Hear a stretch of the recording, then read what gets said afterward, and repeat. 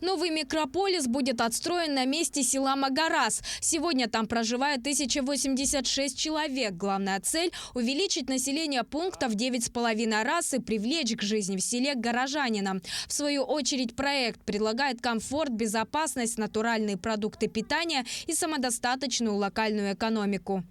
Все должно быть увязано. Комфортная жизнь человека, его трудоустройство, возможность самореализации.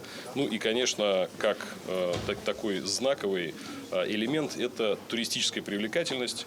То, чтобы из других регионов, из других стран люди могли испытывать интерес к данному объекту, к данной территории.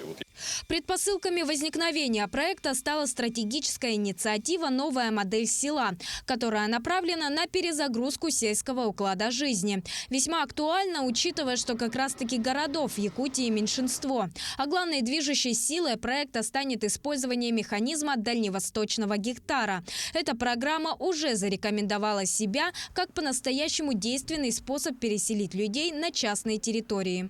Мы видим на примере, в том числе этого проекта, что это не только земельный участок, возможность его получить безвозмездно и такой капитал для людей, для сообщества людей, но это и довольно серьезный вызов. Он требует серьезных инвестиций, временных ресурсов, своего усилия в освоении. Поэтому мы здесь верим в инициаторов, будем поддерживать как корпорация развития Дальнего Востока.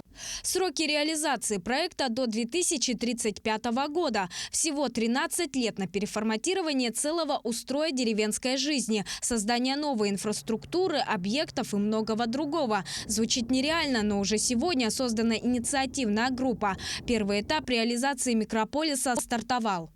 На данном этапе 24 заявителя, они будут подписывать договора, да, на получение безвозмездного пользования земельных участков для строительства жилых домов.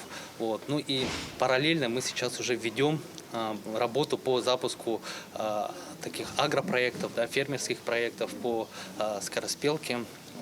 Также по турпроекту ведется работа. Собственно, мы по тому плану, который мы определили, уже ведем работу.